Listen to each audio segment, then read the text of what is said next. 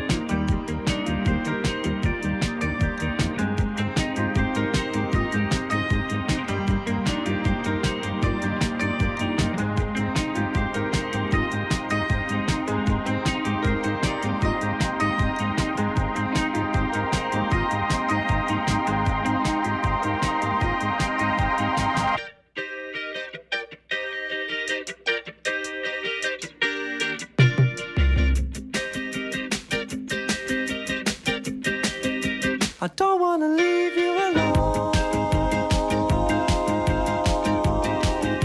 I'm talking my mind is some talk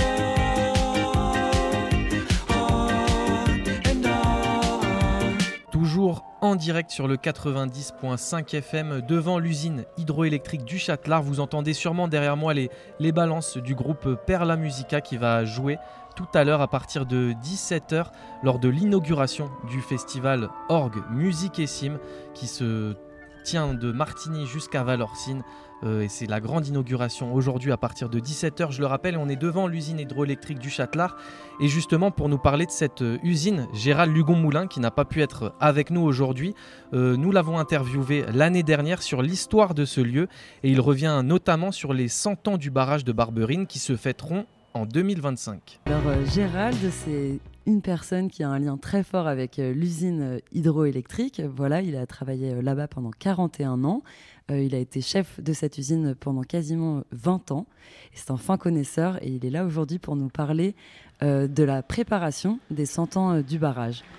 Oui, en effet, puisqu'en 2025, nous allons fêter le 100e anniversaire de ce barrage, le premier barrage qui a été construit dans la vallée, le premier barrage qui a permis aux chemins de fer fédéraux de pouvoir électrifier une partie du réseau entre Lausanne et Brigue. Ce fut donc quelque chose d'extraordinaire de pouvoir arriver dans la vallée du Trien avec les moyens de l'époque, puisque tout est arrivé par le chemin de fer ici jusqu'à Fin-Haut. Et de là, pour commencer le chantier à 1900 mètres d'altitude, on va se déplacer avec des mulets, faire un transport jusqu'au col de la Gueula, appelé maintenant le col de la Gueula et Mosson, quoi, où on a le barrage des Mossons. Et de là, on va faire un téléphérage pour pouvoir accéder dans la plaine des Mossons, pour pouvoir construire le village des ouvriers et commencer les travaux. Alors, qu'est-ce qui vous passionne autant? Parce que vous avez quand même pris votre retraite depuis 2011 et pourtant, vous continuez à préparer ces 100 ans qui seront d'ici 2 ans. Oui, c'est une passion. C'est une passion, pourquoi ?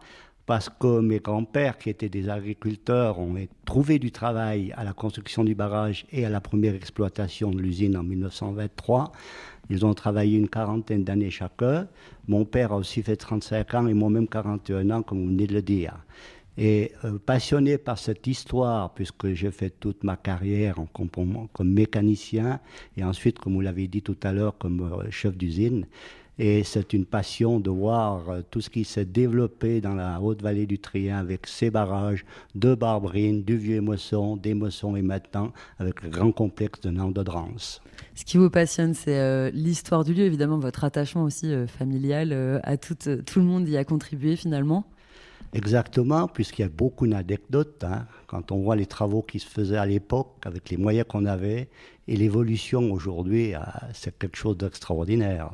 Donc c'est pour ça que je me suis quand même penché à écrire une histoire sur toute l'évolution de cette force hydraulique, cette énergie qu'on utilise à l'heure actuelle encore. Et je me suis dit que pour les 100e anniversaire, nous allons faire quelque chose de très grand. J'ai poussé un peu les autorités qui sont maintenant en place dans le cadre des chemins de fer fédéraux de faire une grande fête. Cette fête aura lieu en 2025. Elle se déroulera ici, dans le haut de la vallée du Trien, avec à Châtelard, dans la centrale elle-même, donc une grande exposition. On y fera également une pièce de théâtre intitulée Barbrine, qui se jouera durant tout le mois d'août, septembre et au début octobre 2025. Et on fera aussi, ici à FAO, une exposition sur les relations humaines qu'il y a eu pendant ces 100 ans, avec un livre pour clôturer aussi tout ça comme souvenir. C'est quand même assez majestueux, un grand travail donc. Formidable. Formidable. Et maintenant, pour préparer ça, on est en route avec la commune de Fin-Haut, justement, de préparer un chemin didactique qui va partir du col de la Gueula en direction de l'arrivée du funiculaire au Montuir. Pour intituler ce chemin didactique, on a trouvé un titre grâce à M. Luc Pignat, qui nous a donné la face cachée de Barbrine. Face cachée de Barbrine, ça veut dire que ce barrage de Barbrine, on ne le voit très peu, si c'est dans une période de l'année qui peut être au début juin, entre juin et juillet. Autrement, tout l'ancien barrage, on ne le voit plus, les galeries, on ne les voit plus, les conduites forcées, on ne le voit plus. On va raconter toute cette histoire le long de chemin didactique et on va aussi faire revivre le château d'eau, c'est-à-dire c'est la chambre d'équilibre qu'il y avait entre le barrage et les conduites forcées. On va remettre tout ça plus ou moins, on ne va pas dire en état, mais que toutes les personnes qui iront se balader là-haut auront l'occasion de voir ce puits de 70 mètres. On marchera certainement sur un plateau de verre avec le puits éclairé. Donc, puis avec à l'intérieur du local toute une histoire donc, de photos de l'époque. L'été 2025, ça laisse un petit peu de temps, mais j'imagine que le but, c'est aussi de garder ça une fois les 100 ans passés. Bien sûr, puisque la concession, en tous les cas, dans le cadre des chemins de fer, a été renouvelée pour 80 ans. Et c'est quand même le joyau de la commune de Fin-Haut de pouvoir garder ça comme souvenir de l'époque. Pour faire ce livre et même cette exposition, est-ce que vous avez pu réaccéder à des archives ou alors même est-ce qu'actuellement vous êtes aussi en recherche de personnes qui auraient travaillé ou alors de descendants ? Oui, alors déjà dans les archives de l'usine CFF de Châtelard, on avait quelque chose d'extraordinaire puisque j'ai pu vraiment retourner écrire l'histoire. J'ai quand même écrit un petit peu l'histoire de l'avancement des travaux avec toutes les photos qu'on avait de l'époque, elles étaient datées au jour près. Donc j'ai pu voir l'évolution, la rapidité qu'on a construit l'usine, le funiculaire, les voies d'accès, le barrage, etc. Donc par rapport à ça, j'ai pu vraiment écrire l'histoire, la vérité, parce qu'on entendait toutes sortes de choses. Donc là, j'ai vraiment les périodes très précises à la rapidité qu'ils ont dû avancer ces travaux. À l'époque, quand on pense qu'ils sont arrivés ici en 1919 à la gare de Finro, on travaillait sur le barrage de Barbrine que pratiquement 8 mois par année. Et en 1925, tout était terminé. La première machine a tourné en 1923 à Châtelard, donc 2-3 ans après, on tournait déjà. Combien de temps de construction ? Alors, si on peut dire entre le départ des travaux et la construction finale du barrage, l'inauguration au mois de septembre 2025, ça fait 4 ans de travaux.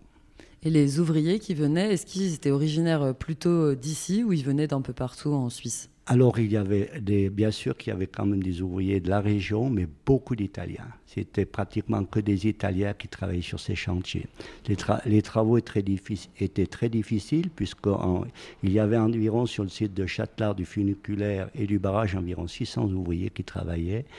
Du côté de Barbrine, c'est clair que du côté du barrage, on ne pouvait travailler que 8 mois par année à cause de la neige. Par contre, sur Châtelard, on pouvait travailler un petit peu plus longtemps. Alors, ces ouvriers travaillaient des longues journées, entre 10 et même 12 heures de travail par jour, étaient très très peu payés.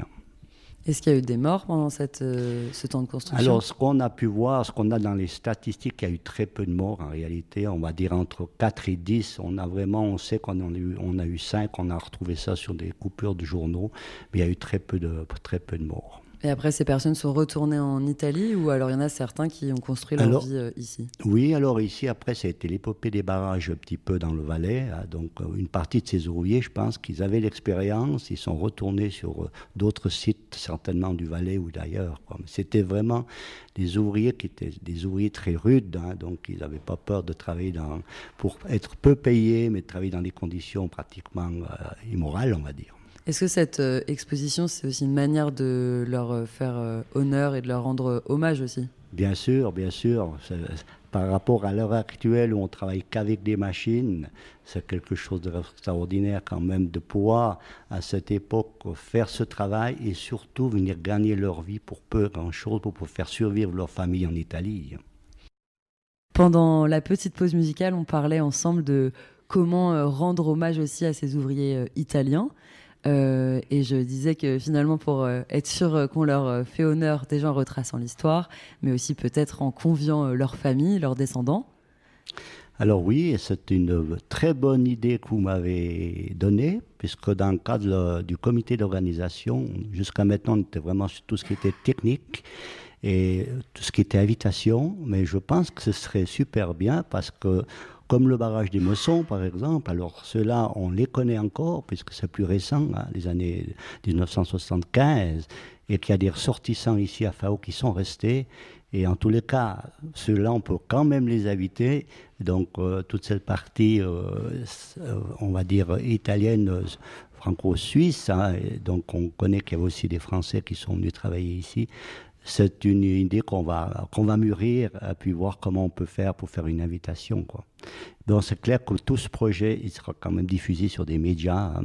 Donc on va faire quand même une grande de pub pour ce 100e anniversaire. Pour retracer l'histoire également, donc on l'a dit, il y a l'aspect technique, grâce aux photos et aux archives que vous avez pu consulter, vous avez pu retracer année par année, mais il y a aussi finalement des anecdotes, évidemment des relations humaines aussi. Alors oui, donc on a aussi de la chance qu'à cette époque-là, on avait quand même des journalistes qui venaient sur place et qu'on a pu retrouver aussi dans des archives cantonales des extraits de journaux où on voit des choses qui ont marqué ce chantier avec Aussi le problème des premiers syndicats qui arrivaient sur place à ce moment-là. Les ouvriers, il fallait pratiquement qu'ils ne disent pas un mot s'ils voulaient être gardés sur le chantier. Il y a de ces anecdotes. Et puis moi-même, à l'usine, j'ai pu retrouver dans le journal de bord des anecdotes donc, du travail. Hein. Si je pense, par exemple, des anecdotes quand on travaillait, qu'on allait faire les contrôles en direction du barrage toutes les semaines, qu'il fallait monter à pied et à peau de phoque, on va dire, depuis Châtelard pour arriver au pied du barrage, en passant maintenant exactement où il y a le petit trait panoramique. Hein, en hiver, ce n'était pas si évident. Il fallait que, par exemple, cette anecdote, que chaque samedi, le gardien du barrage monte avec une équipe prendre le niveau du lac. Donc, ils partaient de Châtelard, les pots de phoque, on passait par l'arrivée du funiculaire, les Montuires, les Mossons. On arrivait au barrage, bien sûr qu'il y avait de la neige qui était tombée d'une semaine à l'autre. Il fallait descendre dans le plan d'eau. Il fallait creuser la neige jusqu'à la glace. De là, il y a l'épaisseur de glace, il fallait forer avec une petite foreuse à main pour pouvoir trouver l'eau. Et on prenait chaque semaine le niveau du lac pour voir. Donc, on n'avait pas les moyens comme maintenant de contrôler à distance, pour voir un peu combien on avait donc descendu le barrage durant une semaine pour faire les statistiques, les volumes d'eau turbinés. Voilà une petite anecdote. Hein. Merci. Et au-delà de ça, même vous parliez des syndicats, et j'imagine bien que vu que votre père et vos grands-pères y ont aussi travaillé, forcément, même dans les discussions de famille, j'imagine que vous deviez aussi débattre de cette évolution finalement. Oui, alors bon, faut dire qu'aux chemins de fer fédéraux, puisque c'était une régie des chemins de fer fédéraux, c'était pas une société anonyme à ce moment-là. Et là, on peut dire que ces agents, ils étaient donc payés convenablement, puisque c'est une grande régie fédérale. Il n'y a pas eu beaucoup à faire avec les syndicats. Peut-être à l'heure actuelle, il y en a plus, même qu'on est dans une société anonyme, les CFF maintenant c'est une société anonyme, il faut des fois quand même se bagarrer pour le différent salaire par rapport au travail qu'on fait. Comment vous avez fait pour convaincre les autorités pour faire de ces 100 ans une grande fête et aussi un moment historique ? Bon, ben, j'ai de la chance aussi d'être donc dans la commune, dans différentes commissions. Le président de FAO m'avait demandé lors de son élection, quand je me suis présenté, il voulait connaître un peu ses citoyennes et citoyens, qu'est-ce que j'avais fait de ma vie. Il a vu que j'étais passionné par l'histoire, donc je chapeaute un petit peu maintenant la commission du patrimoine, l'histoire. Et puis quand je lui ai dit qu'on avait un grand projet qu'on voudrait faire quelque chose pour les 100 ans de Barberine, il m'a donné le feu vert. C'est comme ça que maintenant aussi, on a parlé tout à l'heure du chemin didactique, c'est la commune qui va complètement donc investir dans ce projet, quoi. Les CFF, on prête tout ce qu'on a, on prête ce que je sais, et puis on est tout en train de mettre ça sur un projet qui sera fantastique aussi, qui redonnera un plus justement à cette installation, ces attractions de Châtelard Vertical Alpes. On aura la possibilité de donner encore un petit peu plus pour les visiteuses et visiteurs qui viendront sur le site. Est-ce que vous transmettez aussi ce que vous connaissez à des nouvelles générations ? Alors, à des nouvelles générations, j'ai mes petits-enfants, hein, donc, qui essayent de comprendre un petit peu. Ils sont assez époustouflés des fois quand je leur dis, ouais, voilà, comme on faisait dans le temps, avec ce qu'on fait maintenant, quoi. Alors, est-ce qu'ils vont le garder? Mais je pense que peut-être ça viendra aussi, c'est des jeunes de famille, de transmettre tout ça, voilà. Ben, tout à l'heure, vous aurez l'occasion de voir mon petit-fils, parce que je sais qu'il va venir ici auprès de vous. Donc, lui, il a donc 14 ans maintenant.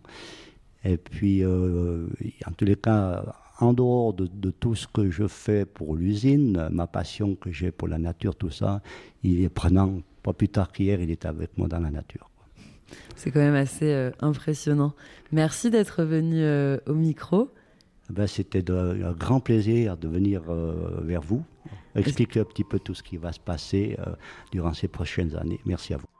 C'était l'interview de Gérald Lugon-Moulin sur l'histoire de cette usine hydroélectrique du Châtelard. Vous êtes toujours en direct sur Globule Radio 90.5 FM pour cette grande inauguration du festival Orgue, Musique et Cime, ici au Châtelard, en Suisse. Restez avec nous, on reçoit tout de suite après la musique Michel von Gerichten, président du festival, et Léonard Muller, directeur musical, juste après ça sur Globule Radio.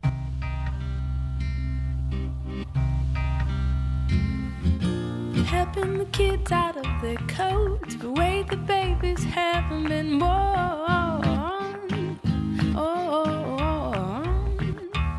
Unpacking the bags and setting up, and planted lilacs and buttercups. But in the meantime, I got it hard. Second floor living without a yard. It may be years until the day my dreams will match up with my pay.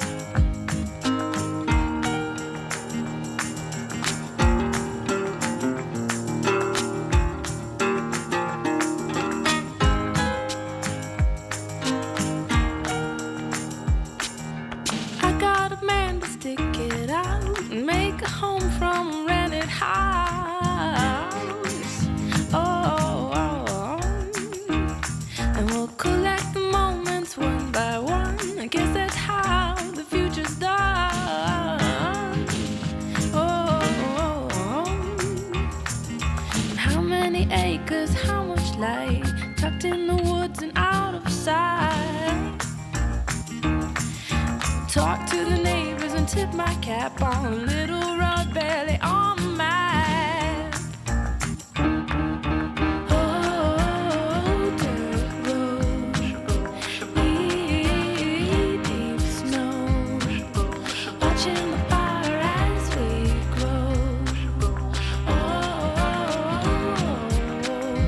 Dirt road, rambling road. Watching the fire as we grow. Well, I'm so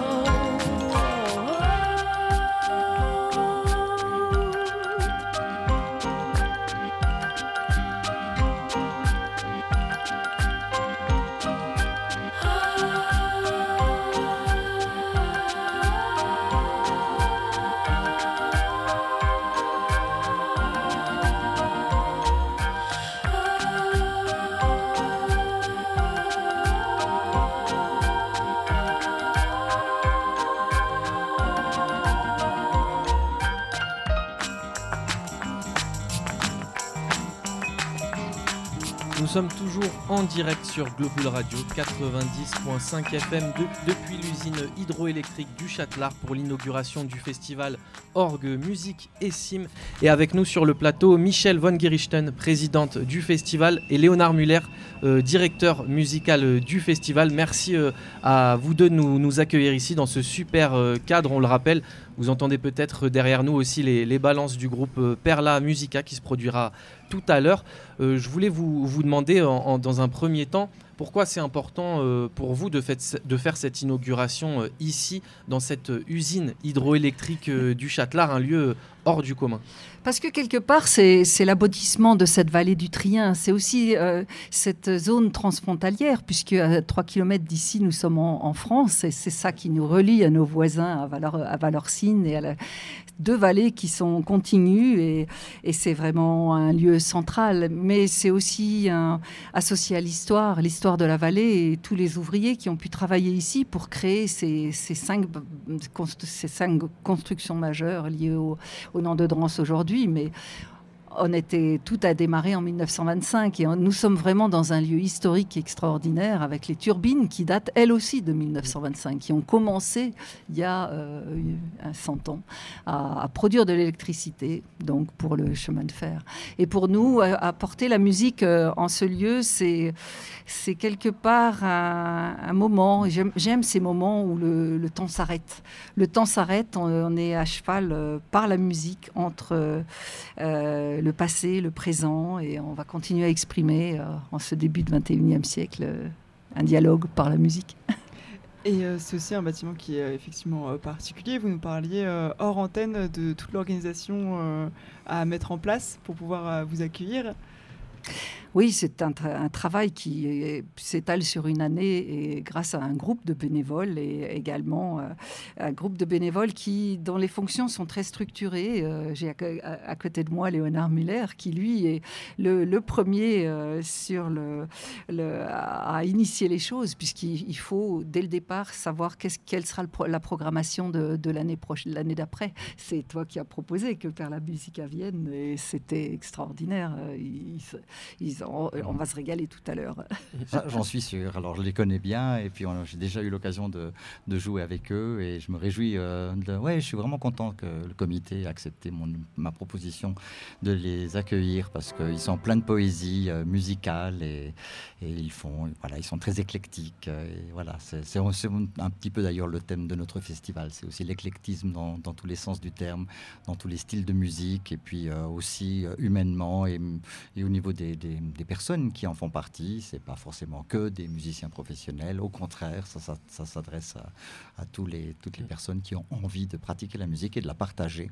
Alors voilà, c'est un petit peu ça nous réunit beaucoup. Voilà. Et on reviendra un peu plus tard, plus en détail sur cet éclectisme justement de ce festival Orgue Musicissime.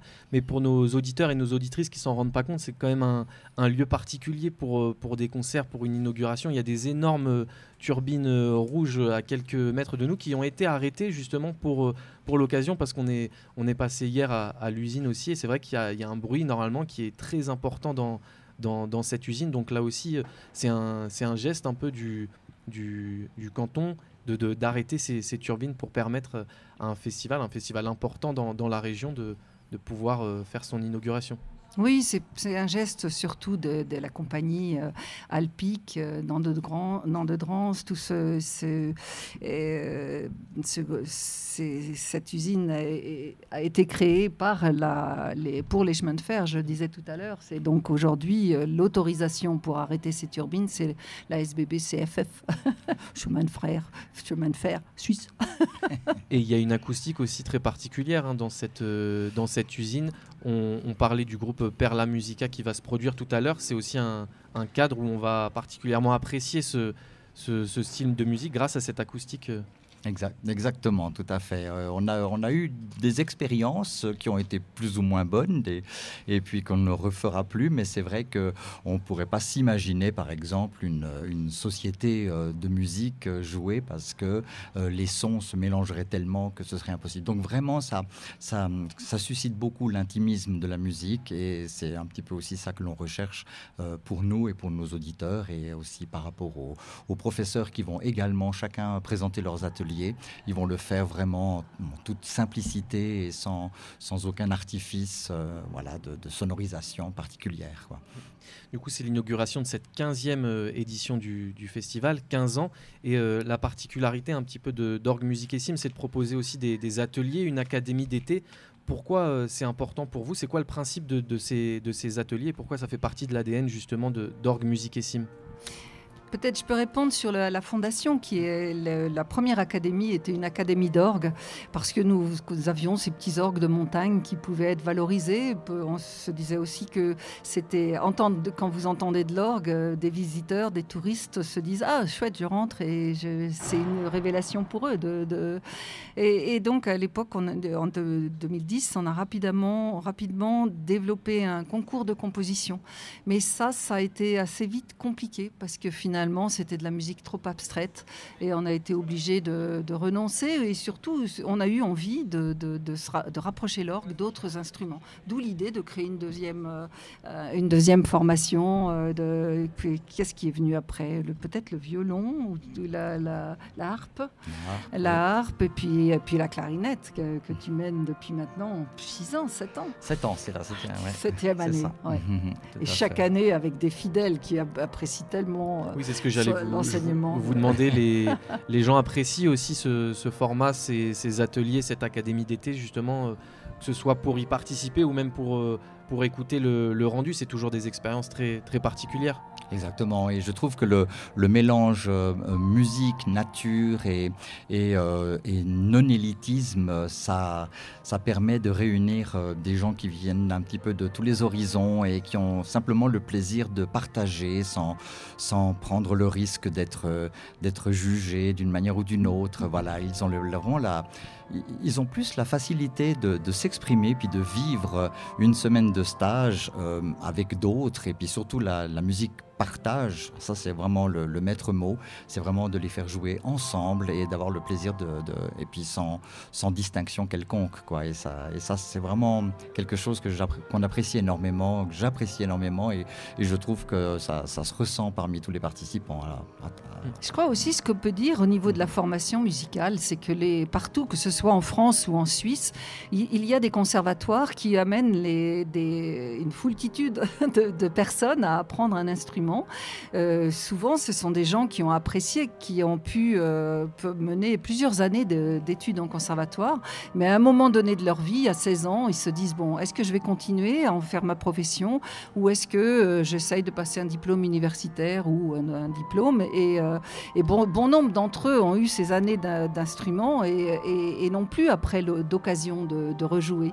Et là, on le voit dans ce plaisir, c'est le cadre par exemple de Chordissime, où Bertrand Causse, chef d'orchestre, a constitué à Paris un orchestre de 80 personnes avec des gens qui ont été jusqu'au diplôme de conservatoire, le diplôme de 3e, alors je ne sais plus les équivalences en France, mais vraiment plusieurs années d'instruments. Ils sont ravis de pouvoir jouer, se retrouver ensemble et jouer dans un orchestre.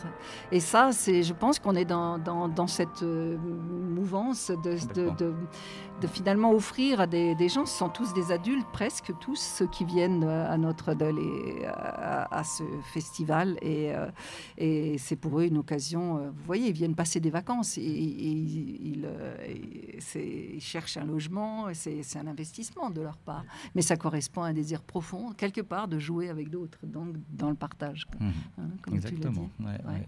Et vous avez des concerts, vous occupez le territoire le temps du festival de Martigny jusqu'à Valorcine. C'est aussi une manière de mettre en avant ce territoire, ces villes, ces villages. Vous jouez dans des tout petits villages parfois. C'est aussi important pour vous d'investir ces lieux ? Oui, tout à fait. C'était aussi cette progression qui s'est faite au fil des années. C'est toi qui as trouvé des enseignants qui permettaient d'ouvrir de nouveaux ateliers. Il y a 7 villages au total, et il y a 7 ateliers. Donc chaque village a son atelier avec différents... avec des instruments différents. Et celui qui fait le trait d'union, tout à fait cette année, c'est l'orgue qui va être un peu dans différents ateliers. Il y a aussi maintenant, c'est ça qu'on espère peut-être cette année, c'est des synergies aussi entre les ateliers. Par exemple, l'atelier Musique du Monde a 5 jeunes enfants, et à l'atelier orgue, il y a 2 jeunes enfants. On s'est dit, pourquoi pas les rapprocher. Je sais que l'organiste va maintenant rencontrer aujourd'hui l'enseignant en charge de cet atelier Musique du Monde, et ils vont essayer. Et leur concert final va peut-être bien se faire à Vernaya, c'est ce qu'il a dit. Voilà. À Vernaya, où ils vont mélanger orgue et Musique du Monde et cuivre. Donc c'est une expérience merveilleuse pour ces enfants. Donc toute une synergie autour de ces ateliers, autour de ce festival. Et vous proposez pas seulement des ateliers, pas seulement des concerts, il y a des ciné-concerts, des spectacles, des comédies musicales. Et est-ce que le fait de proposer ces différentes formes, c'est aussi dans une volonté aussi d'ouvrir peut-être cette musique à un public plus large, toujours, vous parliez de non-élitisme, peut-être d'ouvrir la musique à d'autres publics. À d'autres publics, oui, parce que on pense que on va toujours chercher les musiques au bout du monde, alors qu'en fait, ici même, il y a énormément de richesses. D'ailleurs, on va l'entendre tout à l'heure, entre les différentes pièces qui vont être jouées par Perla Musica, ils ont fait une recherche de textes d'auteurs suisses, d'auteurs de la région, qui vont donc être lus.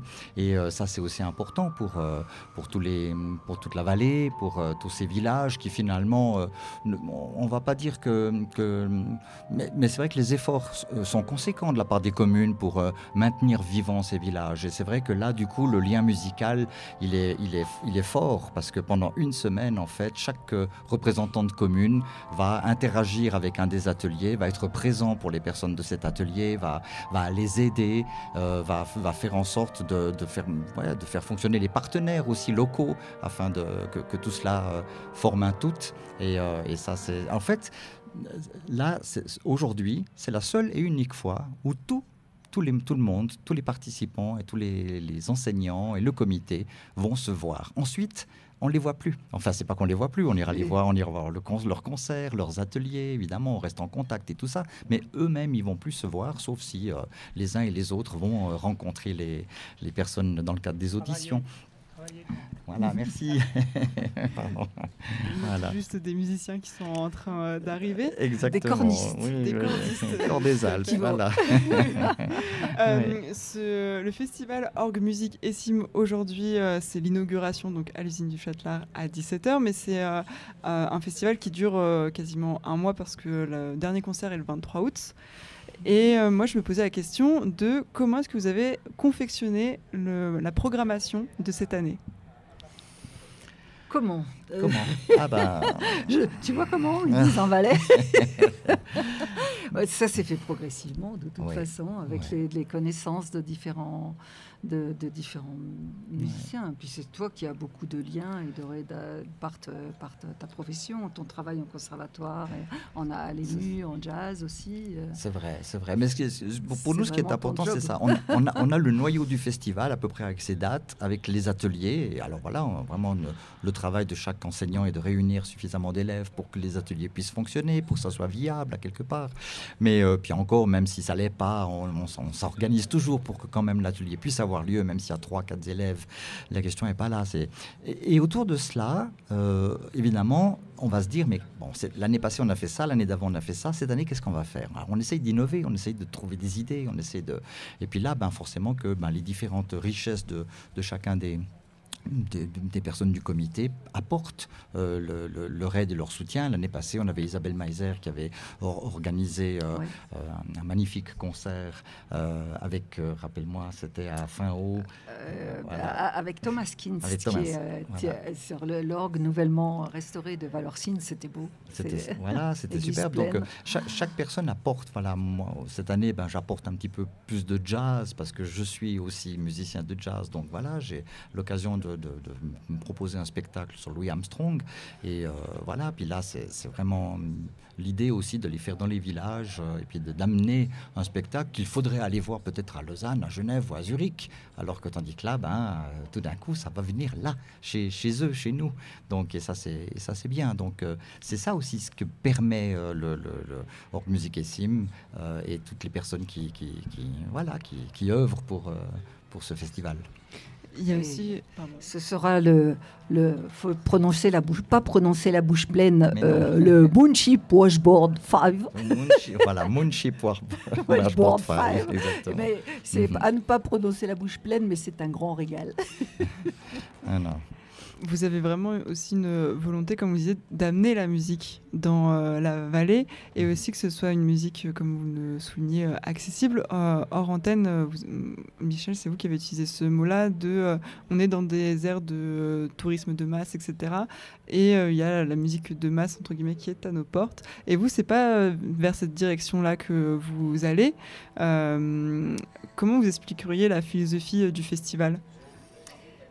C'est peut-être moi j'aurais mon interprétation, mais peut-être Léonard tu donnera la tienne après, mais cette notion de cette évolution qui est celle du 21e siècle et qui est, portons un regard sur plusieurs points, le tourisme de masse s'est développé, le sport de masse s'est développé, on a vu ce gigantisme à Paris, même si c'était très beau et extraordinaire, et la musique de masse aujourd'hui elle existe aussi, et qu'est-ce qu'on veut vraiment, et dans ces villages de montagne. On a depuis longtemps cette tradition d'échange, de liens. Et la musique qui nous est chère, c'est justement ce principe d'être en une musique intime dans des lieux qui ne sont pas gigantesques. Et puis, on laisse les chamois dans la montagne et on vient. Et nous allons dans des ambiances cabaret. Ce sera le cas du jazz à la Chapelle Anglaise le 23 août et puis à Valorcine, au pôle culturel.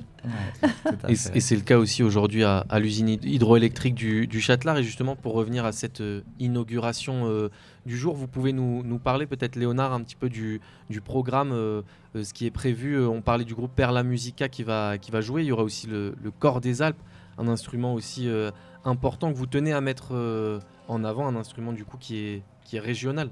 Oui, tout à fait. Mais régional, c'est vrai. Il y a aussi des cornistes. On appelle ça le Cor des Alpes sont des cordistes. Et à Valorcine, il y en a. Et puis il y en a également du côté valaisan. Et puis ils vont faire le mardi ce mardi dans 2 jours. Et j'encourage vraiment tout le monde à aller voir ce concert. Ça va être extraordinaire. 10 cordes des Alpes et corps d'harmonie avec l'orgue. À l'église de Fin-Haut. De Fin-Haut. Oui, ouais. À 20h justement. Merci de le rappeler.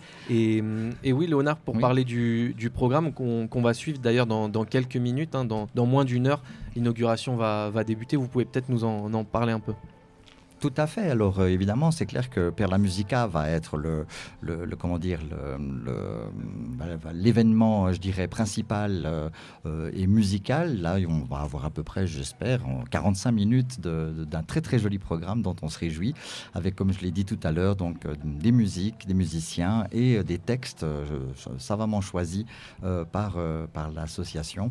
Et puis ensuite, nous aurons donc chaque maître d'atelier qui va donc présenter son atelier musicalement. Voilà, je crois que c'est le meilleur moyen de montrer pour donner un peu l'eau à la bouche. Pour donner l'eau à la bouche. Et puis donc, et tous les élèves, tous les participants donc se réunissent aujourd'hui et donc découvrent, comme chaque année maintenant, leur enseignant. Et puis ensuite, et ça sera donc ponctué par des textes de la compagnie Perla Musica.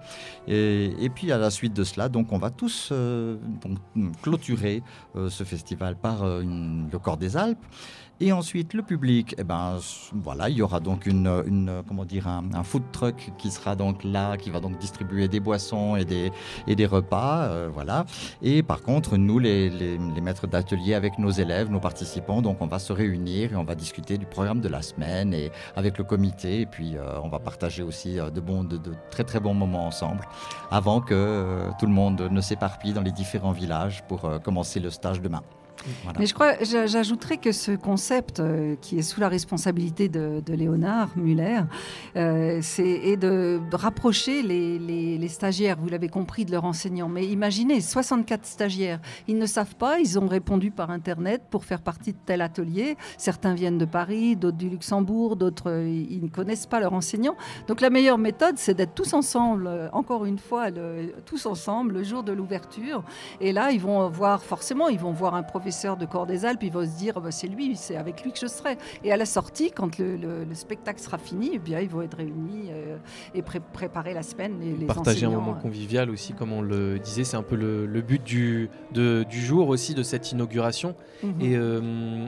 Et vous nous avez aussi dit qu'à la fin, je vais un peu casser le suspense, mais il y aura une petite musique chantée par la foule. Je ne sais pas si on peut casser le suspense.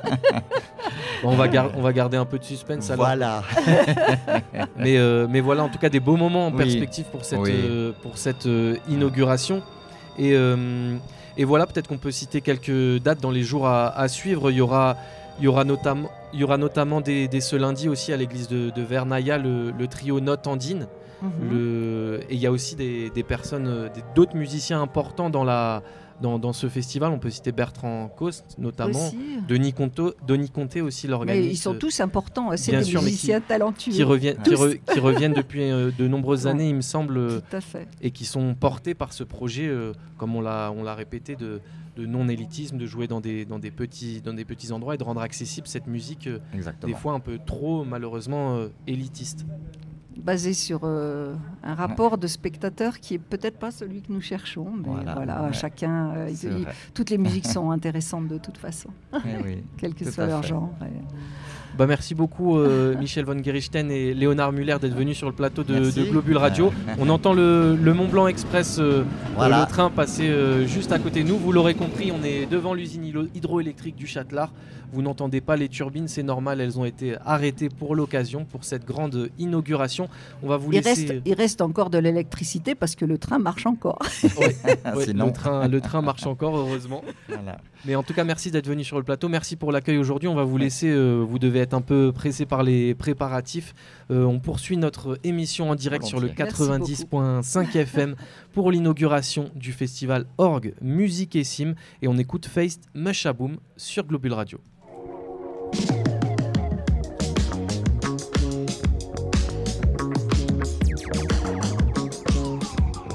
When we were living in squalor, wasn't it heaven?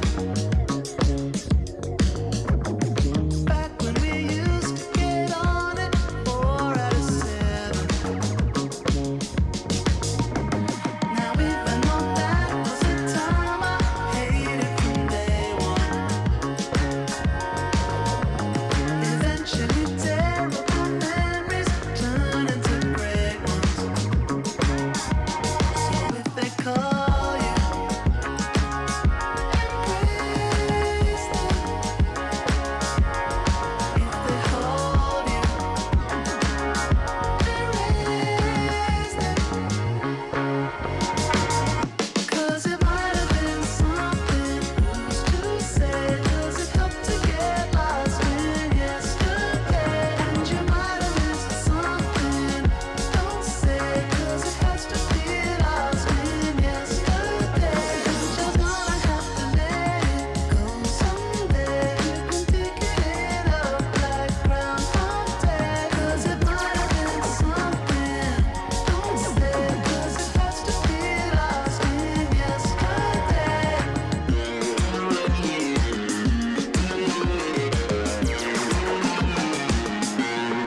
Maddie said life didn't go the way that he planned it. Said, oh, what I'd give to start over, boy, I'd command it. So what was I ever afraid of? Why did I worry? And why was I ever so brainless, head in a flurry? 'Cause if they call you, embrace them. If they stall you,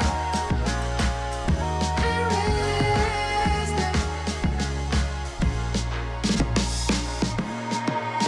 'Cause it might have been something, who's to say? Does it help to get lost in yesterday? And you might have missed something, don't say, 'cause it has to be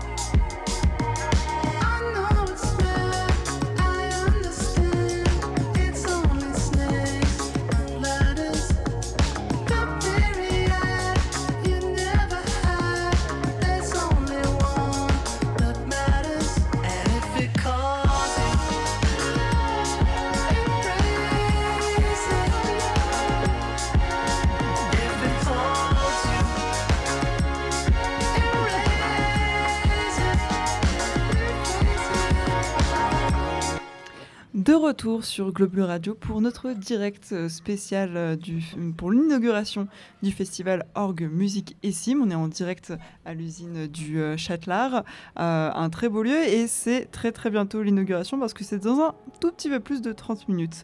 Avec nous, c'est John Colbaker qui nous a rejoint. Bonjour John, vous êtes en charge de la communication et chargé de projet pour le festival. Ouais. Merci d'être avec nous. On vous est avec nous parce qu'on avait quelques petites questions sur comment justement mettre en place un festival de cette envergure, comment communiquer dessus. Déjà, 30 minutes avant le lancement, comment vous vous sentez ? Je sens que maintenant tout est en place. Je peux me détendre un peu parce que jusqu'à présent, l'important pour ce genre de festival, c'est d'attirer les participants, trouver aussi des sponsors parce que c'est un organisme qui doit s'autofinancer. Donc, c'est très important pour nous d'avoir de co-sponsors. Ce qui est également très important, c'est l'apport des bénévoles des villages, des communes. Surtout dans cette usine, les bénévoles, surtout de Finhaut, qui sont venus vendredi, mettent tout en place. Et ça, on dépend vraiment de bénévoles et de soutien des personnes, parce que c'est un organisme son bénéfice, quoi. Et on le disait, la difficulté de trouver des sponsors, des financements. Vous êtes un petit festival encore, même si ça fait 15 ans que vous existez par rapport à d'autres énormes événements non loin de là, comme le Cosmo Jazz, pour citer que lui. Est-ce que c'est compliqué de justement trouver ces financements, ces sponsors, ces organes de communication aussi pour faire parler du festival ? C'est beaucoup plus difficile pour nous que pour les grands festivals, bien sûr. Heureusement, la Vallée du Trien Tourisme aide beaucoup à promouvoir un peu le projet sur leur site, sur leur réseau WhatsApp, entre autres. Donc, ça nous aide. Et nous avons des sponsors chaque année qui reviennent, mais c'est vraiment pas facile de trouver de bons sponsors. Et surtout, je dirais, après les années Covid, maintenant que les grands festivals ont encore lieu, c'est encore plus difficile pour nous.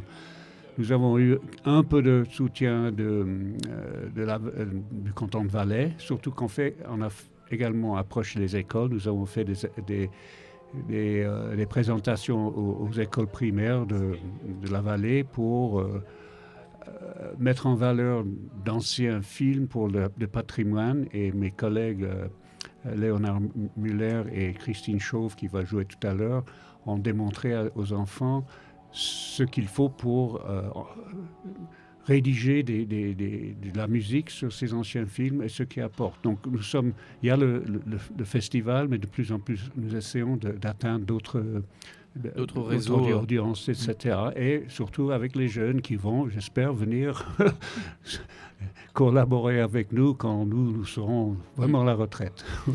Et vous êtes attaché justement quand même un peu à cette image de petit festival, d'un festival proche des gens, proche des habitants de la vallée, que ce soit un village de 100 habitants ou que ce soit à Martigny. Vous êtes attaché toujours à ce... Oui, c'est vrai. Martigny ne fait pas partie de... En fait, on a des concerts là-bas, mais Martigny ne fait pas partie de la vallée du Trien. Oui. Mais l'importance pour nous, c'est de promouvoir la vallée du Trien, de Valorcine en France jusqu'à Vernaria sur le Rhône, je dirais. Donc, c'est cette importance pour nous, c'est d'impliquer les villages, les villageois et les bénévoles et tous qui nous soutiennent. Alors, les communes nous soutiennent vraiment beaucoup. C'est surtout, on dépend beaucoup des communes qui nous soutiennent. Moi, je suis de Trien et nous sommes une petite commune en nombre, mais très actif. Et c'est aussi un des événements qui attrait les bénévoles, comme partout. Alors, je pense que c'est ça l'important, c'est l'implication de la population, je dirais. Ouais. Et justement, ces bénévoles, ils sont nombreux, ils sont nombreuses pour ce festival. Est-ce que c'est quelque chose qui tient à cœur aux habitants de la vallée du Trien de porter ce festival aussi ? Je pense que oui. Bon, Je dirais, il y a assez de bénévoles pour nous aider. Ça tient encore certainement de tout le monde qui est impliqué, toutes les communes et les gens qui sont impliqués. Ça tient vraiment à cœur. Et c'est encore le problème d'être un petit festival, mais c'est un festival à nous, je dirais, aux gens de la vallée. Donc c'est important, je pense, de ce côté-là. Ouais. Pourtant, vous proposez des ateliers pour, on disait, pour un peu tous les niveaux, etc. Et on entendait tout à l'heure qu'il y avait quelques personnes qui venaient du Luxembourg, de Paris. Donc le festival arrive aussi à toucher bien au-delà de la vallée du Trien. C'est vrai, c'est vrai. Il y a Bertrand Cause qui vient de Paris avec des membres de son orchestre à Paris, plus d'autres. Donc c'est vraiment... Et lui, eux, ils viennent depuis des années et quand on leur parle, ils trouvent que c'est super de venir dans la montagne, ça change de Paris, même quand il y a les Jeux Olympiques, je suppose, et peut-être parce qu'il y a les Jeux Olympiques, mais ils trouvent toujours très bien de venir ici, travailler, voyager dans la montagne et jouer avec nous. Donc c'est quelque chose qui les tient à cœur. Et certainement, nous avons également des gens qui viennent d'ailleurs pour certains des ateliers. Même de Suisse allemande. Et c'est ça aussi qui... Certains, Bertrand Cos et ses collègues qui viennent de Paris nous soutiennent vraiment beaucoup depuis des années et ça apporte beaucoup plus, je crois, tous les professeurs sont des professionnels, c'est ça qui est important et de très haut niveau.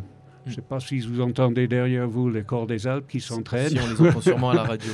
Alors, nous avons l'atelier Corps des Alpes et Corps d'harmonie. Cette année, va se faire à Trien. C'était l'année passée, c'est la première fois et ça a apporté un grand succès. Et chaque atelier maintenant a ses fans, je dirais, qui viennent toutes les années pour soutenir aussi l'académie, je dirais. On appelle ça maintenant une académie. Et l'important, c'est qu'à la fin de la semaine, tous ces ateliers présentent des concerts sur ce qu'ils ont fait pendant une semaine. Et pour moi qui ne suis pas vraiment musicien, c'est super d'entendre de voir ce qu'ils font. Ils sont arrivés à créer, etc. Ouais, chaque année, il y a des surprises en bien. C'est vraiment... Je crois que les professeurs sont vraiment des gens qui veulent travailler avec nous parce qu'ils comprennent que c'est quelque chose pour la population, pour les communes, etc. Voilà. On a tout doucement les premiers spectateurs et spectatrices qui sont en train d'entrer dans l'usine. Moi, j'ai une question un peu personnelle à vous poser. Vous venez de mentionner le fait que vous n'étiez pas tout à fait musicien. Vous l'avez dit comme ça. Je suis pas tout à fait... Comment ? Musicien. Ah non, j'aime la musique, mais je ne joue pas, malheureusement. Oui, voilà. Et donc, du coup, comment vous êtes mis dans cette organisation du festival ? Comment vous êtes intéressé au festival Orgue Musicaci, mais comment vous êtes impliqué dedans ? Il y a quelques années, quand j'ai assisté à certains des concerts, je trouvais que ça, c'est très bien. J'ai rencontré Michel van Gerichten, la présidente, enfin, qui est actuellement la présidente, et les autres membres du comité. Et j'ai dit, est-ce que vous avez besoin d'aide, etc. Alors, ils ont tout de suite sauté sur moi, et malheureusement, voilà, je suis là à travailler. Non, heureusement, je suis là à travailler avec eux. Donc, c'était plutôt pour aider à organiser, à mettre en place le festival. Et comme j'ai dit, j'apprécie beaucoup tout genre de musique. Mais malheureusement, je ne suis pas très doué, moi. Je n'ai pas de voix, je ne peux pas jouer, mais j'apprécie beaucoup ce qu'ils font. Vous avez un rôle qui est quand même assez clé, qui est celui de la communication, parce que quand on organise un festival, ce qu'on veut, c'est qu'il y ait du monde qui vienne. Et aussi, peut-être c'est une manière, je ne sais pas, mais en tout cas, voilà, faut trouver comment s'adresser aux gens quand on veut promouvoir un festival comme ça. Comment est-ce que vous y prenez justement pour, peut-être, vous parliez tout à l'heure des écoles, pour aller voir les jeunes Oui, en fait, l'autre chose où je ne suis pas tellement doué, c'est dans les médias. Alors, heureusement, il y a d'autres membres qui s'y connaissent. Alors moi, oui, c'est surtout chercher des sponsors, communiquer avec les sponsors, aider à mettre en place les ateliers, disons les invitations pour les ateliers, rédiger en fait, moi c'est plutôt moi qui ai rédigé, il y a un rapport annuel et un rapport pour l'année en cours qui se fait, moi c'est surtout moi qui l'ai fait, mais avec un graphiste très doué qui met ça en page, et il y a le site web aussi qui est important. Alors c'est surtout tout cela, et ce qu'on fait aussi dans la vallée, il y a un flyer qui est envoyé à tous les habitants de la vallée. Alors aussi, c'est ça, il faut le rédiger, il faut voir comment communiquer avec cela. Mais on ne communique pas vraiment beaucoup hors de la vallée, y compris Valorcine, bien sûr, parce que Valorcine fait partie de la vallée de Trien, et leur église est un endroit super. L'acoustique est super là-bas. Donc alors voilà, c'est surtout ça, c'est essayer d'intéresser les sponsors et les gens à venir avec les ateliers. Donc, participer aux ateliers, c'est surtout à ce niveau-là. C'est pas un niveau international. Hein. Bien que j'ai envoyé certains flyers à des amis aussi loin que Genève, mais où j'ai passé la plupart de mon adolescence, donc je suis pas valaisan de naissance, mais maintenant le Valais est gravé dans mon cœur, comme on dit. Donc on est valaisans, ma femme et moi, depuis plusieurs années. Et ce qu'on aime bien, c'est l'implication de tout le monde. De tout le monde. Que le festival représente bien au final. Pas seulement le festival, il y a d'autres événements aussi où les gens se rassemblent. Et c'est ça surtout qu'on aime beaucoup ici. Ouais. Merci beaucoup John Cole Baker d'être venu sur le plateau de Globule Radio. On va vous laisser régler les derniers détails avant le début de l'inauguration. Merci encore en tout cas de nous accueillir ici pour cette inauguration devant l'usine hydroélectrique du Châtelard. Restez avec nous sur Globule Radio 90.5 FM. On se retrouve juste après ça.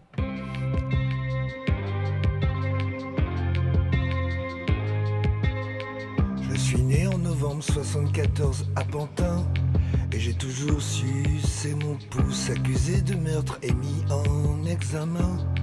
J'entends quelqu'un qui tousse la postière, je n'y suis pour rien. Elle aussi était gentille et douce.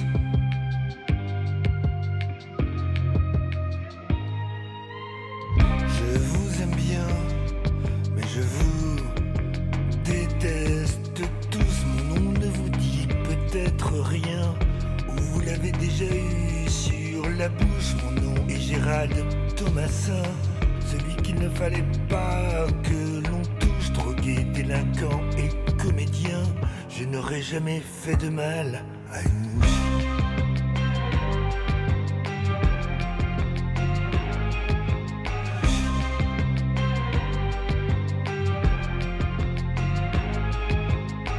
Dans la rue, j'étais devenu quelqu'un. Les autres, je les connaissais tous, installés à Montréal, la Cluse, dans l'Ain, un village tout au fond de la Cambrousse. On était souvent une canette à la main. La vie est dingue quand on l'éclabousse.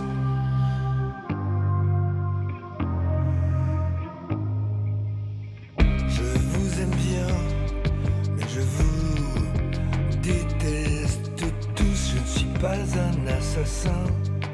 Désormais vous le savez tous, mon nom est Gérald Thomasin.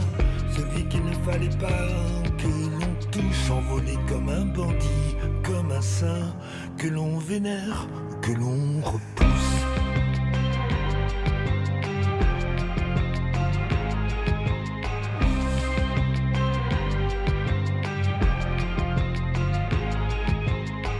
Je vous aime bien, mais je vous déteste tous. Mon nom ne vous dit peut-être rien. Vous l'avez déjà eu sur la bouche. Mon nom est Gérald Thomasin. Celui qu'il ne fallait pas que l'on touche, drogué, délinquant et comédien. Je n'aurais jamais fait de mal à une mouche. Toujours en direct sur Globule Radio 90.5 FM dans la vallée de Chamonix. Si vous n'êtes pas habitant de la vallée de Chamonix, vous pouvez nous écouter en ligne, bien entendu, sur notre player partout dans le monde, sur globule.chamonix.radio. On entend toujours les balances à l'intérieur de l'usine hydroélectrique du Châtelard, puisque la grande inauguration du festival Orgue, Musique et Sim va débuter à 17h, pardon. Lorraine, tu me corriges, bien vu, à 17h. Et justement, on reçoit Hélène Catin qui fait partie du groupe Perla Musica. Bonjour. Bonjour, merci d'être sur le plateau. Perla Musica qui est un peu l'événement du soir. Vous allez jouer pendant cette inauguration avec Sophie Rudaz-Mudry au piano et Grégory Scalesia à la guitare. C'est ça. Et au banjo. Pour présenter un petit peu Perla Musica, est-ce que vous pouvez nous dire d'où vient ce groupe, comment vous vous êtes rencontrés et depuis combien de temps ça existe? Alors Perla Musica, c'est d'abord un duo, c'est Sophie et Greg. Lui joue d'un peu toutes les guitares qui existent, balalaïka, mandoline, guitare jazz, guitare classique. Et Sophie joue de l'accordéon et du piano, et ça fait plus de 25 ans, je pense, qu'ils se connaissent maintenant et qu'ils jouent ensemble, qu'ils arrangent, réarrangent de nombreux morceaux, tant de musique classique que de musique aussi populaire. Et en fait, moi, je les ai rencontrés justement pour faire des lectures en musique, parce qu'ils ont souhaité, à un moment donné dans leur parcours, amener la musique qu'ils aimaient, la musique exigeante qu'ils aimaient, l'amener dans la rue. Ils avaient envie de rendre accessible et convivial leur démarche, leur travail. Alors ils avaient à l'époque un bus scène qui s'ouvrait avec le piano dedans et qui faisait une scène, un super bus. Maintenant on est sur une remorque scène et nous créons en fait chaque année des lectures en musique. Le concept a un petit peu évolué avec le temps. C'était d'abord avec Fred Mudry, ça s'appelait Au fil du Rhône, puis en collaboration avec les bibliothèques. Ensuite, les bibliothèques se sont fédérées pour faire la médiathèque valaisanne. Et nous sommes en collaboration avec la médiathèque de Martigny et de Sion. Et le concept actuel, là, qui dure depuis 13 ans maintenant et qui marche très fort parce que les gens aiment beaucoup ça, c'est les pique-niques littéraires, justement, qui ont lieu à midi, le mercredi à Martigny, tous les mercredis de l'été et le jeudi à Sion. Et qui, en fait, nous faisons découvrir le roman de l'été en 4 épisodes, un roman pour adultes, puis un roman tout public. Et les gens adorent ça parce qu'ils aiment bien le feuilleton, ils aiment bien voir leur roman de l'été, justement. Puis c'est des mini-mises en scène avec des décors, avec des costumes, c'est presque du théâtre. Et ce soir, du coup, pour cette inauguration du festival Orgue Musicissime, on va avoir le droit à une sorte de pique-nique littéraire, toujours dans ce concept de musique entrelacée de paroles, de lecture. Alors, ce sera différent parce que c'est plus sobre. Bon, on est un petit peu costumé, mais élégamment, mais sobrement. Ce ne sera pas théâtralisé, il n'y a pas de scénographie, on n'est pas dans un roman, ce sera plutôt effectivement une succession de morceaux entrecoupés de poèmes.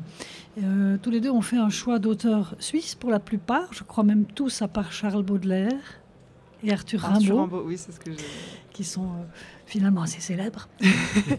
Ce sont des poèmes et des textes autour de la thématique de la nature, de la montagne, que je me réjouis de lire parce que c'est des textes très puissants.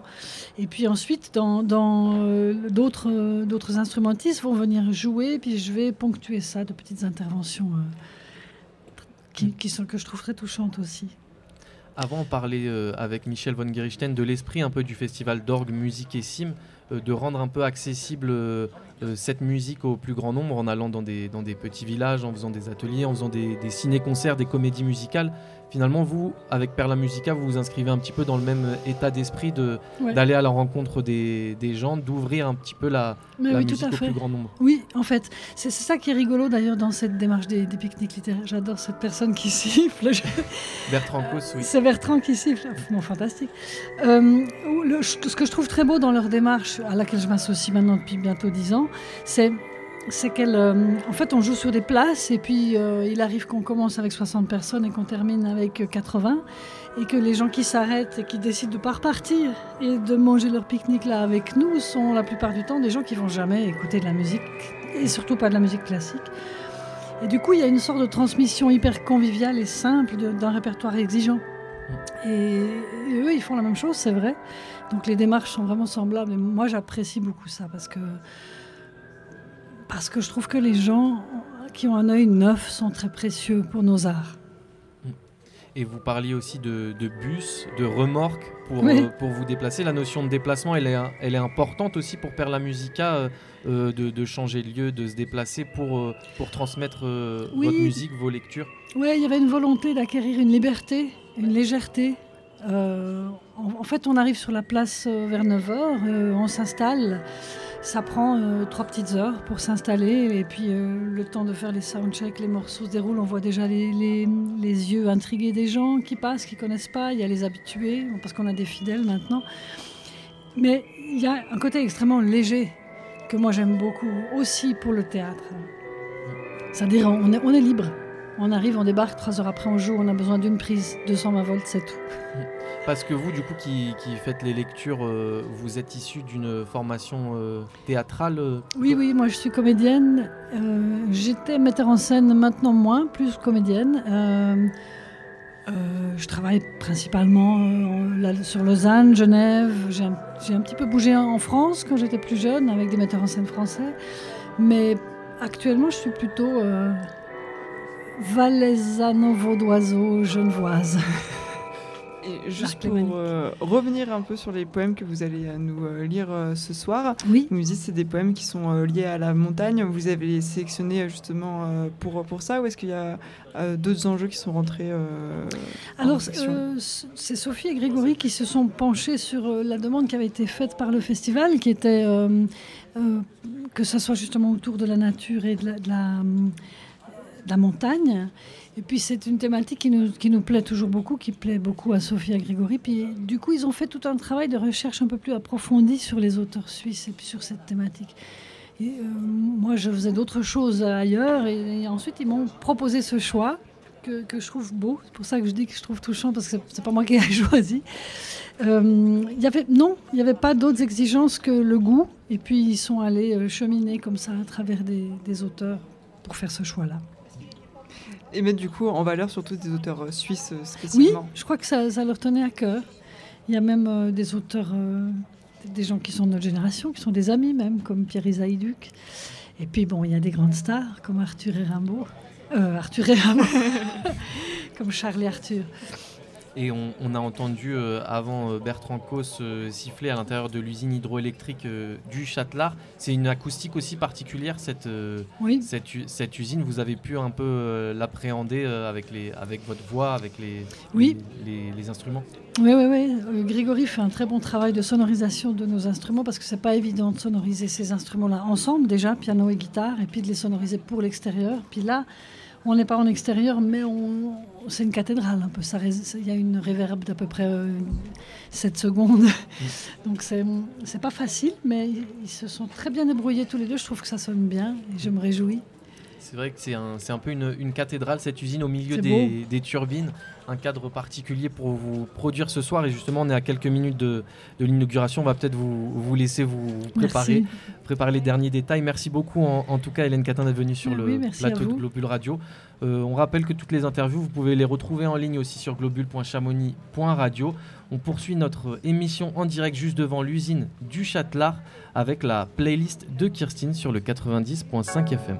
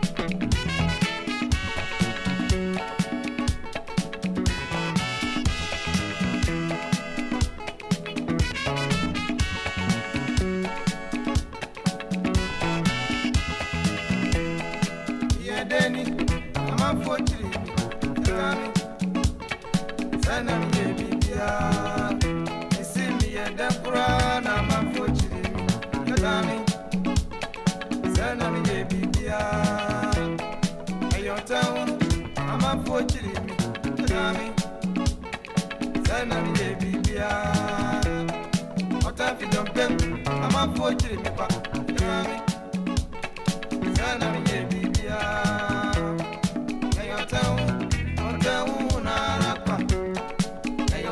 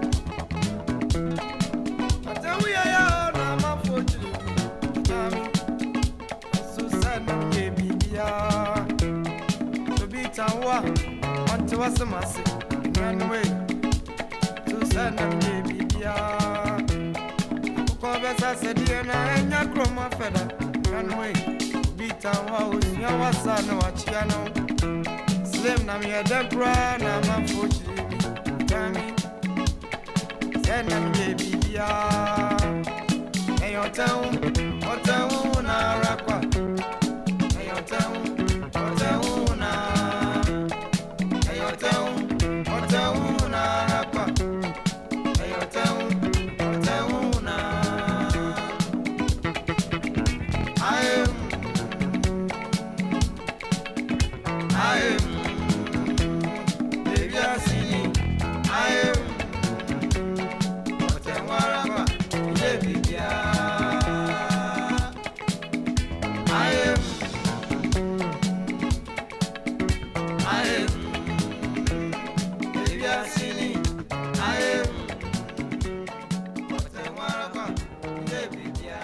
Globule Radio 90.5 FM, on est à quelques minutes de l'inauguration du festival Orgue, Musique et Cime en direct depuis l'usine hydroélectrique du Châtelard. Les spectateurs commencent à arriver en nombre, vous entendez derrière moi aussi les dernières balances et pour cause, ce soir ça va être une soirée exceptionnelle pour cette inauguration du festival Orgue, Musique et Cime avec notamment le Corps des Alpes que vous allez pouvoir écouter, l'association Perla Musica avec de la musique, des textes, la présentation des ateliers et ça ne s'arrête pas là Lorraine, dès la semaine prochaine, dès ce lundi il y aura d'autres concerts qui vont commencer avec le festival Orgue, Musique et Cime. Tout à fait. Dès demain, on a un concert à l'église de Vernaya, le concert trio Note Andine. Mardi, on a un concert à l'église de Finhaut. Et jeudi 1er août, c'est un concert à l'église de Valorcine. Alors, je ne vous fais pas tout le détail de la programmation et je vous invite vraiment à aller la découvrir sur le site du festival Orgue, Musique et Cime. Sachez que le festival se termine le vendredi 23 août à Finhaut, à la chapelle anglaise. Ou à découvrir cette programmation sur l'antenne de Globule, puisqu'on rappelle tous les jours aussi le programme complet de ce festival Orgue, Musique et Cime. Et d'ailleurs, ce jeudi, ce sera le récital Sifflet et Orgue. On a entendu quelques sifflets de Bertrand Cos juste avant, qui faisait ses balances. Donc visiblement, il va aussi jouer, il va plutôt siffler ce soir depuis l'usine hydroélectrique du Châtelard. On remercie une nouvelle fois grandement toute l'organisation du festival Orgue, Musique et Cime pour l'accueil. Pour cette émission où vous avez vu défiler plein de personnes différentes pour nous parler de ce festival, de la musique qu'on pourra entendre ce soir et durant la semaine. C'était un vrai plaisir pour nous d'être dans ce cadre devant l'usine hydroélectrique et devant les montagnes, devant le train aussi, le Mont Blanc Express, que vous pouvez prendre d'ailleurs pour vous rendre à l'usine hydroélectrique. On vous dit à bientôt sur l'antenne de Globule Radio et bien sûr toutes les interviews seront réécoutables sur le site globule.chamonix.radio. Salut à tous.